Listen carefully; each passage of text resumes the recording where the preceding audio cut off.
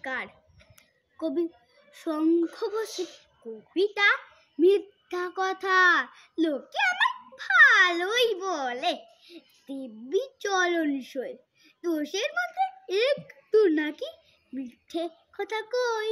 ঘাটশিলাতে যাওয়ার পথে ট্রেন ছুটছে যখন মায়ের কাছে বাবার কাছে করছি বকম বকম।